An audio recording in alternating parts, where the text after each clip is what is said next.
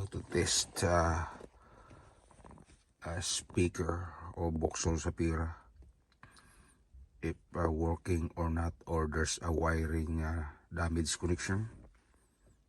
So you remove the CD, and then after that I will check every terminal. So on the left side, on the right side front of you, 2 wires from the top, so that's the rear driver side is working.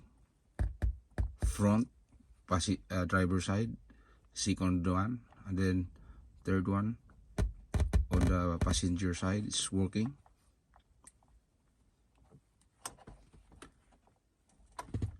And then rear is fine.